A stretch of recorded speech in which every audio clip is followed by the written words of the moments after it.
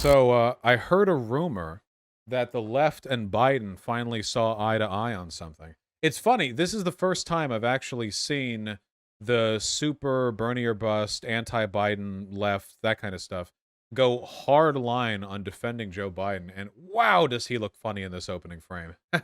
Well, let's see what you're up to, Biden. Here's the president. That have taken place in the last week and the steps we're taking to address the rapidly evolving events.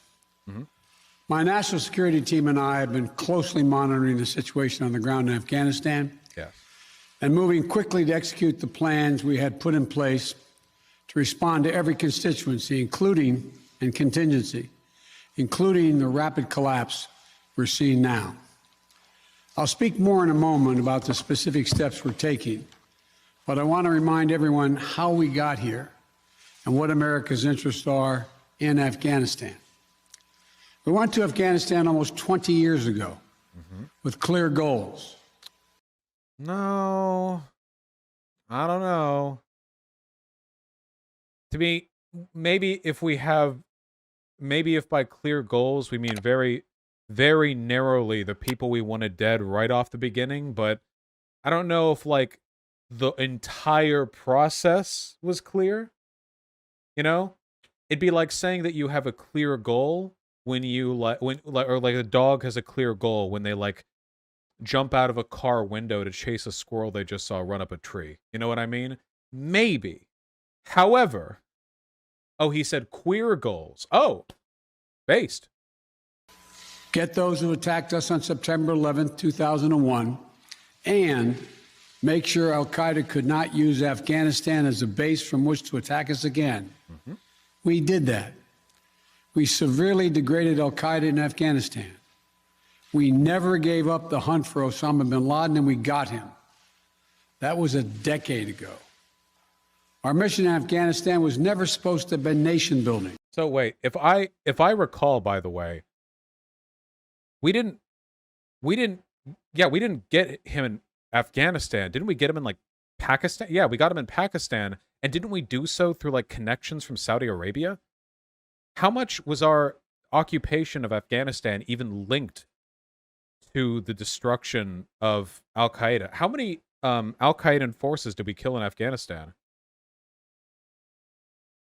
I'm genuinely wondering because, you know, at least one. Oh, I'm sure we killed at least one.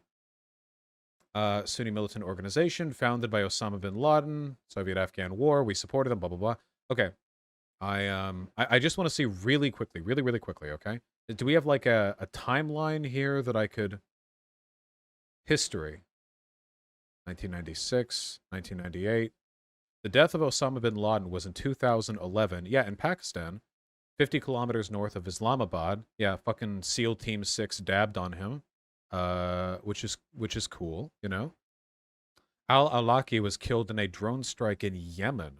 How much is Afghanistan even mentioned in this article? Okay, they're mentioned plenty. Where's the big... Yeah, they took refuge in Afghanistan.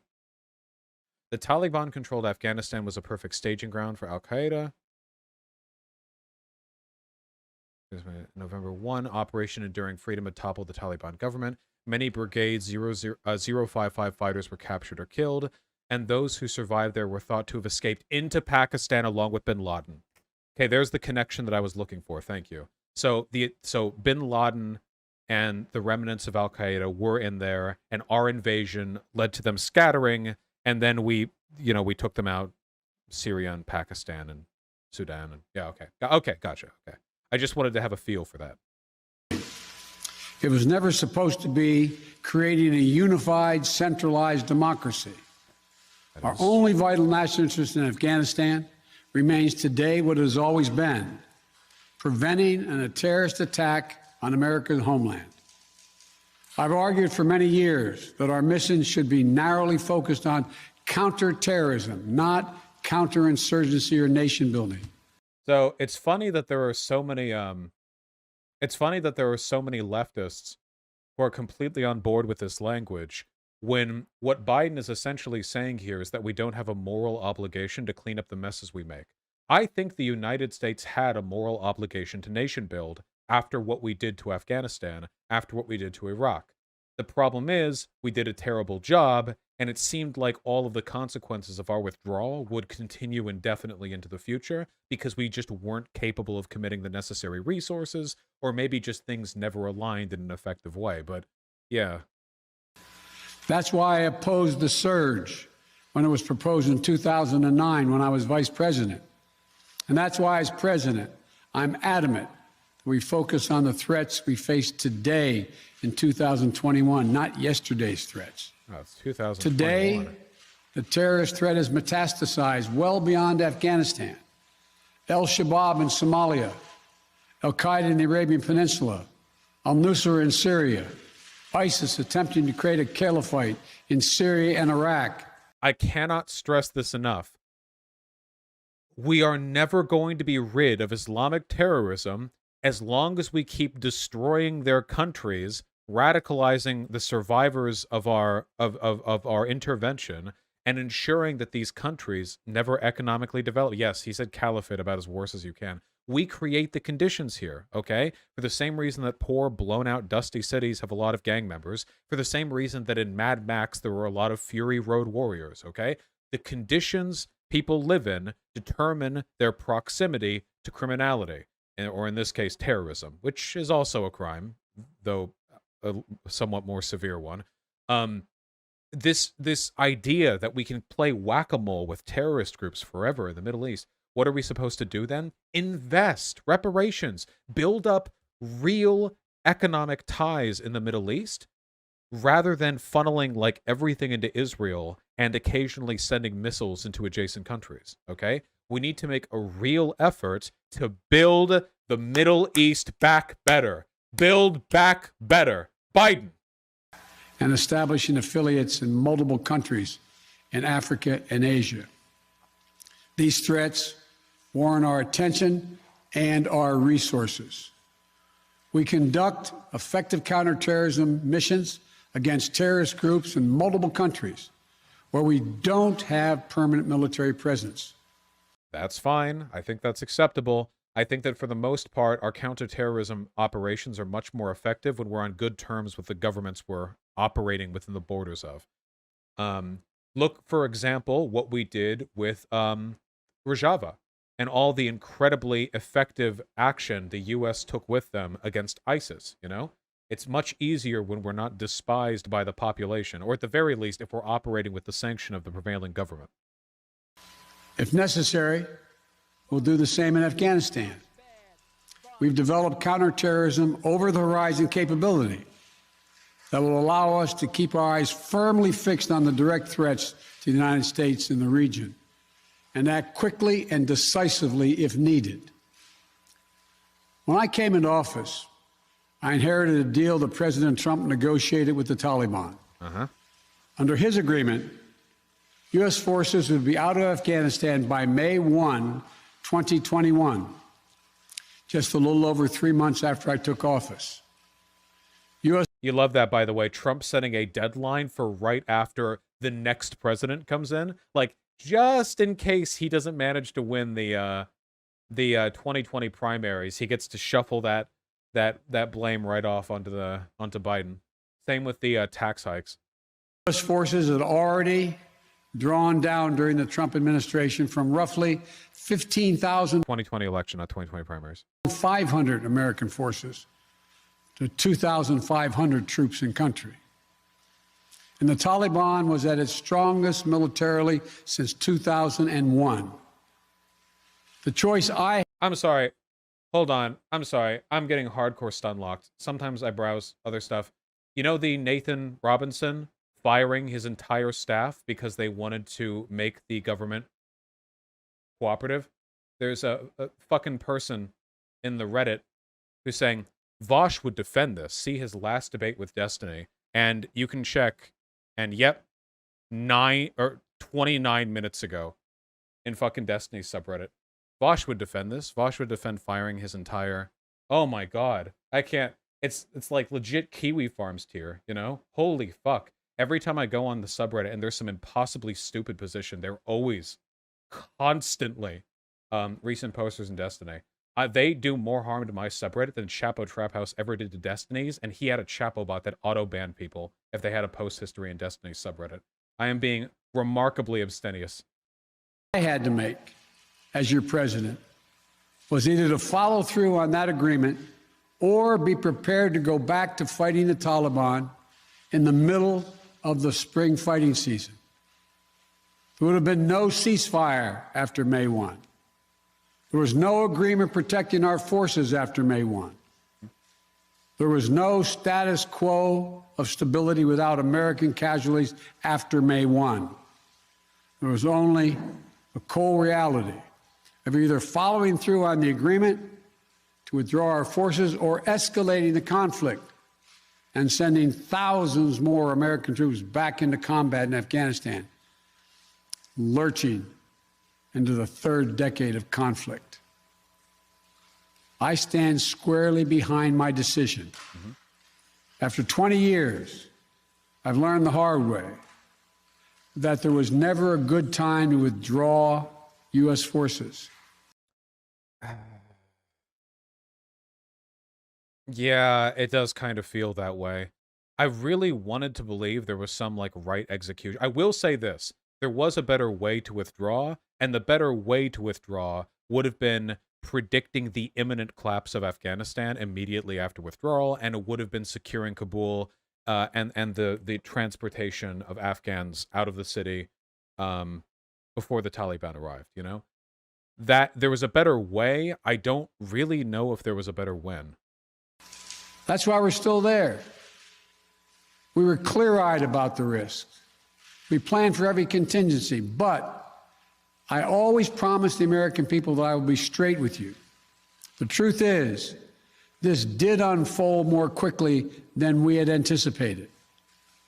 So what's happened? Afghanistan political leaders gave up and fled the country. This seems to be true. Can anyone confirm or deny? All of the reports that I've seen have indicated that, like, higher-ups in the Afghan government were just like, oh yeah, this place is fucked, and they just dipped. And they just took a bunch, like, money and power that they were given because they were part of the... Yeah. I mean, they would have been executed, so I don't necessarily... I'd have to think about that. I don't necessarily think there's any honor in a president just sitting there and waiting for their head to be lopped off, you know? Afghan military collapsed, sometime without trying to fight. If anything, the developments of the past week reinforced that ending U.S. military involvement in Afghanistan now was the right decision. American troops cannot and should not be fighting in a war and dying in a war that Afghan forces are not willing to fight for themselves. I don't like this language. Chew, shut the fuck up. I don't like this language. This defers to, there are a couple of things here. First of all, this defers almost to essentialism, that there's some innate cowardice on the part of the Afghan military, as opposed to what the real issue is, which is the leadership was poorly constructed. There was no communication, horrendous morale. I don't think there's some problem with, like, the average Afghan soldier being, like, uniquely cowardly. It seems to me like logistically they were just fucked, you know? And logistics is what you need. If you cannot maintain a strong chain of command with communication from the top down, it does not matter how many good soldiers you have, you are fucked. You are just fucked, okay? Modern warfare requires coordination, it requires communication. It's not just like a bunch of, like, rogue warriors marching into a city to do their own thing. In the absence of that communication, the ANA was doomed to fail, but I don't like the implication that it's because the Afghan military was cowardly. If anything, we are responsible for the fragility of their military bureaucracy. Somebody in chat said that the ANA was designed to function in a way that complements the U.S. military rather than as their own independent fighting force.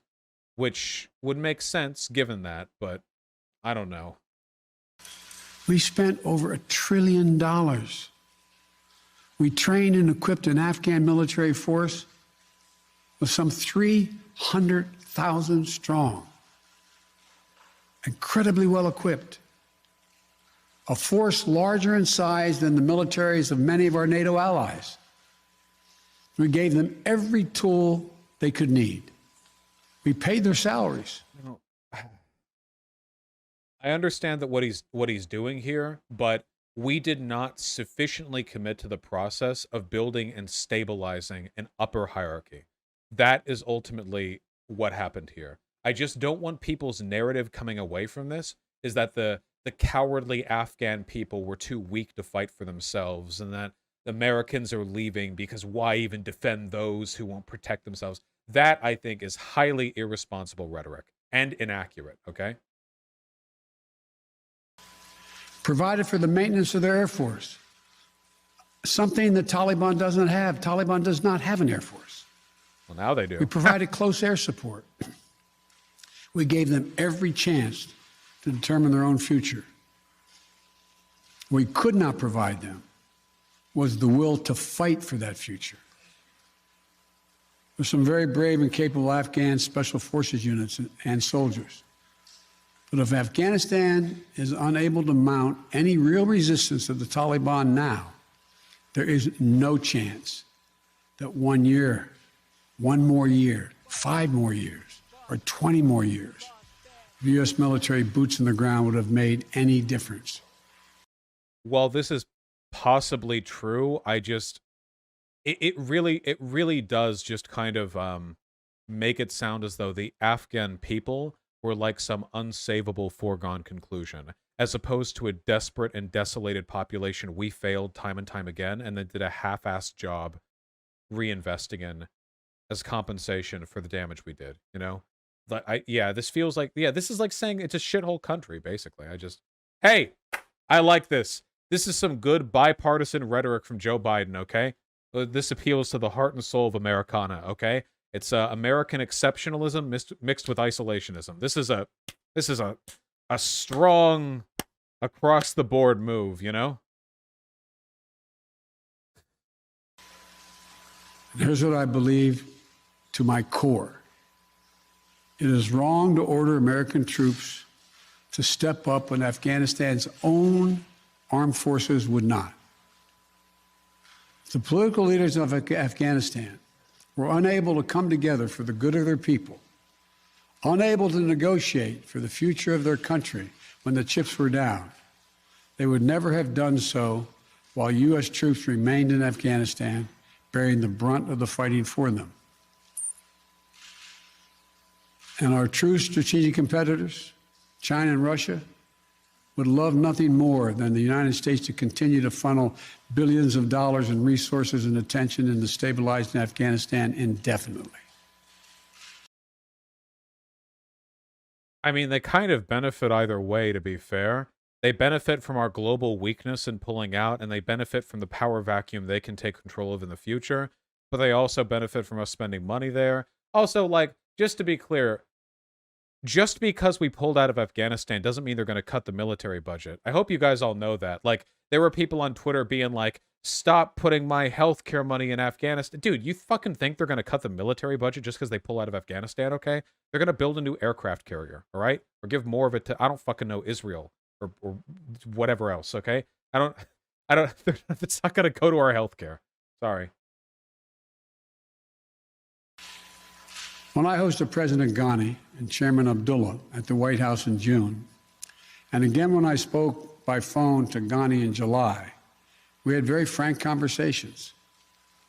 We talked about how Afghanistan should prepare to fight their civil wars after the U.S. military departed, to clean up the corruption in government so that the government could function for the Afghan people. We talked extensively about the need for Afghan leaders to unite politically. They failed to do any of that. I also urged them to engage in diplomacy, to seek a political settlement with the Taliban. This advice was flatly refused. Mr. Ghani insisted the Afghan forces would fight, but obviously he was wrong. So I'm left again to ask of those who argue that we should stay, how many more generations of America's daughters and sons would you have me send to fight Afghanistan's civil war? Damn, he's really... And Afghan troops will not. How many more lives, American lives, is it worth? So the reason why he's being this performative is because he knows that he's going to get a lot of blowback for the massacre that's going to take place in Afghanistan. He's fronting this because what he's essentially saying is, you can have whatever concerns you want for the Afghan people, but I don't think those concerns are worth the lives of American soldiers. And then he fronts this with this highly dramatic language. Now, of course, I am a supporter of the international proletariat, so this will not work on me, but... How many endless rows of headstones at Arlington National Cemetery? I'm clear on my answer. I will not repeat the mistakes we've made in the past. Mistake of staying and fighting indefinitely in a conflict that is not in the national interest of the United States. Yeah. According to Google, only 92 U.S. military deaths have taken place in Afghanistan since the end of Operation Enduring Freedom at the end of 2014. So in the subsequent 7 years, 92 U.S. military deaths have taken place in that country. I'm not saying that's nothing or that it's okay because 92 people died. I'm just saying keep that in mind, maintain that perspective when weighed against the harm the Taliban will do to Afghanistan. I'm just saying, again, I'm not saying it's nothing. I'm only saying that, like, you know, all of the pieces of the equation should be taken into account. Of doubling down on a civil war in a foreign country, of attempting to remake a country through the endless military deployments of U.S. forces. Those are the mistakes we cannot continue to repeat because we have significant vital interest in the world that we cannot afford to ignore. I also want to acknowledge how painful this is to so many of us.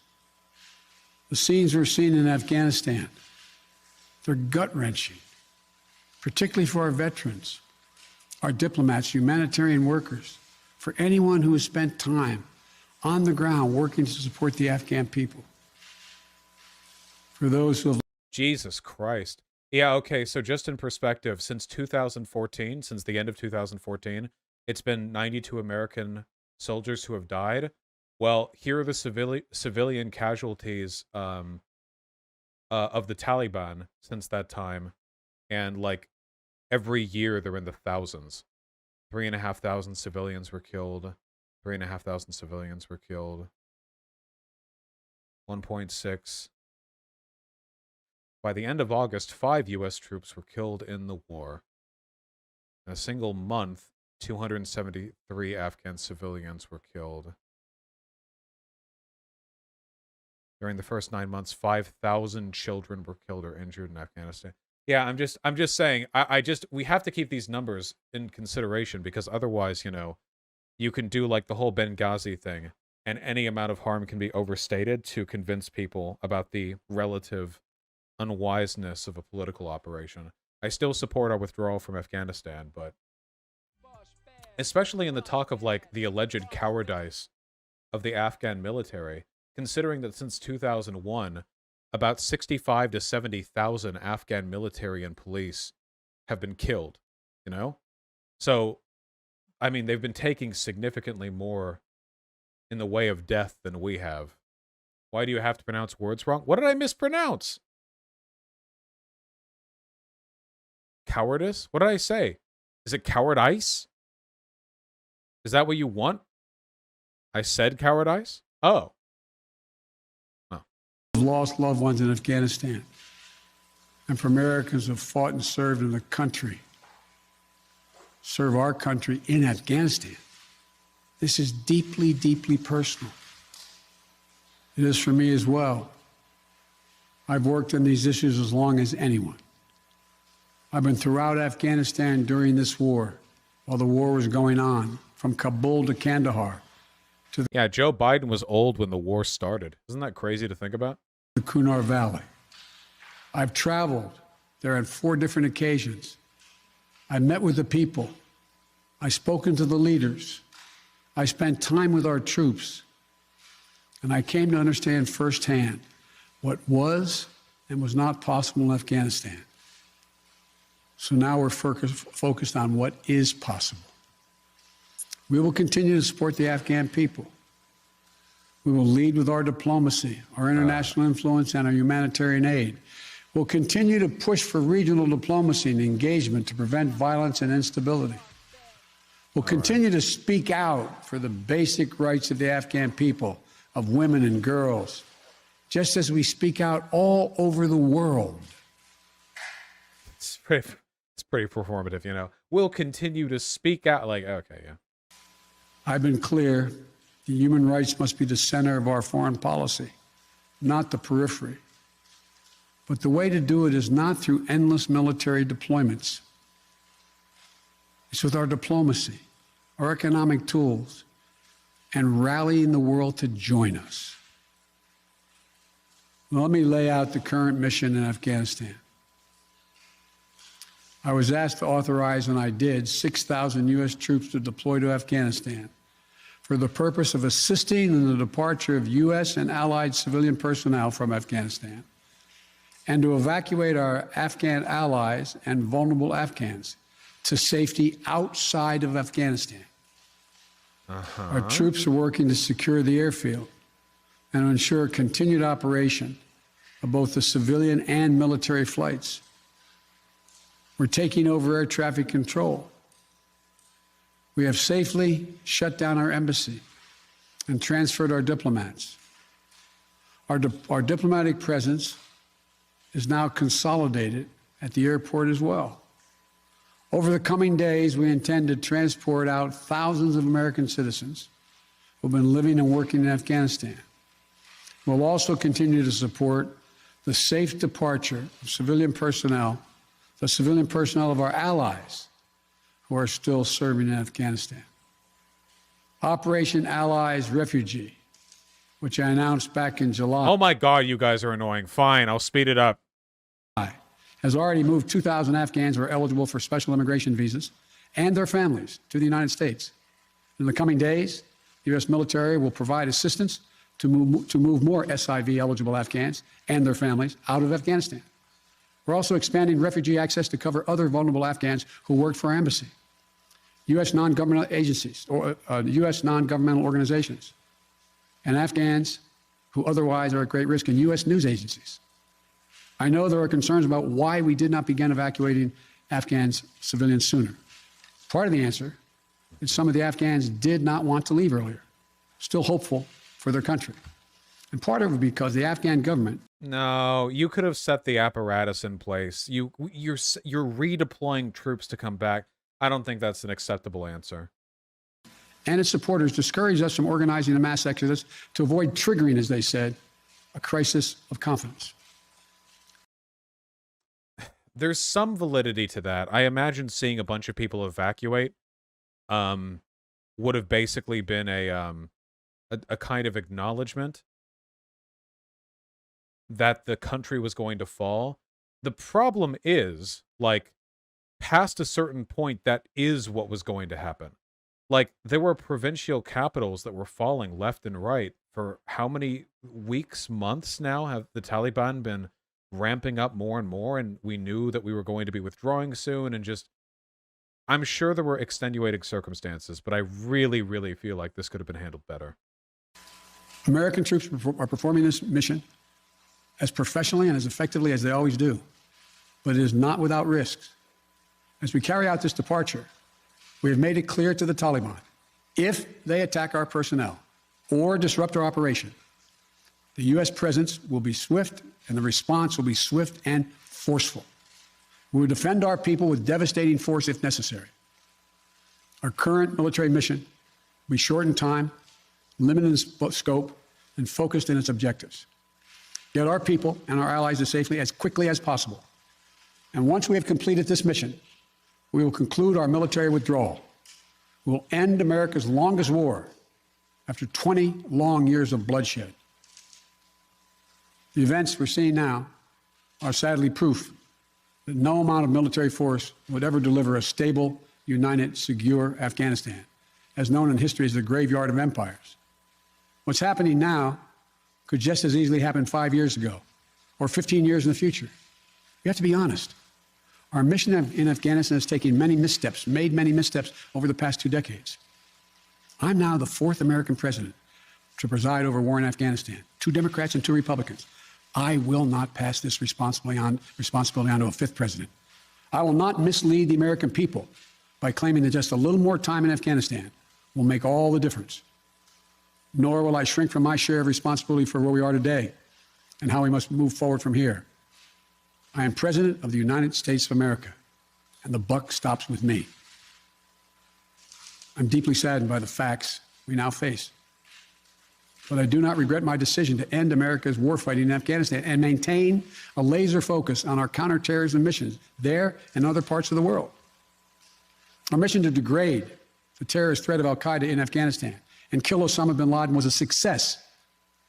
Our decades-long effort to overcome centuries of history and permanently change and remake Afghanistan was not.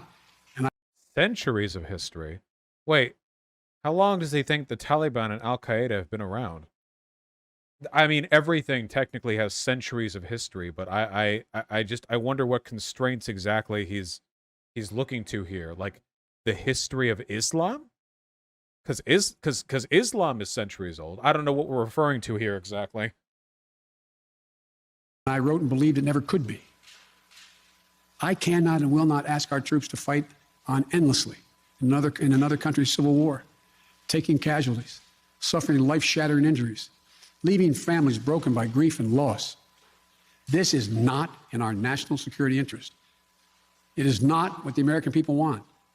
It is not what our troops, who have sacrificed so much over the past 2 decades, deserve. I made a commitment to the American people when I ran for president that I would bring... The Taliban didn't appear in a vacuum? No. I know they didn't appear in a vacuum. It seems like a lot of the problems in Afghanistan have to do with the Brits divvying up borders the way they did, right? I mean, it goes back to that. That in Africa and Middle East, that there were a lot of regional conflicts that are a product of ramshackle governments hastily erected to reign over some completely arbitrary set of borders. I just wonder, like, how far back are we going, you know? Yeah. Holy shit, this rhetoric is stellar. From him? He's actually apparently at record low approval ratings right now. So it doesn't seem to be resonating that well with the American public. Probably because right now it's very visible how badly things are going in Afghanistan. This might bump back up with time. This seems like something that inevitably would have happened. There's also, like, generally people just kind of feel like shit when they're forced to acknowledge any of this stuff that's going on, you know? America's military involvement in Afghanistan to an end. While it's been hard and messy, and yes, far from perfect, I've honored that commitment. More importantly, I made a commitment to the brave men and women who serve this nation that I wasn't going to ask them to continue to risk their lives in a military action that should have ended long ago. Our leaders did that in Vietnam when I got here as a young man. I will not do it in Afghanistan. I know my decision will be criticized, but I would rather take all that criticism than pass this decision on to another president of the United States, yet another one, a 5th one. Because it's the right one, it's the right decision for our people, the right one for our brave service members who risk their lives serving our nation, and it's the right one for America. Thank you. May God protect our troops, our diplomats, and all brave Americans serving in harm's way. Oh, yeah, I bet they wanted questions after that. By God, I wish Biden would have stuck around to answer questions. That's why this is only about 20 minutes long. Rhetoric-wise, I think he's doing the best he can in terms of optics and favorability. Personally, I don't like a lot of the stuff that he said, though politically, I still support the decision to pull out. And broadly, I feel as though most of this blowback would have happened pretty much no matter who was in office at the time, though the mishandling of the evacuation does ultimately seem pretty bad. I don't know. I don't know. Why do they always start yelling questions as if he's going to hear any of them talking over each other? Because that's what they do. He picks on one, you know? It's like a classroom full of incredibly excitable adult students.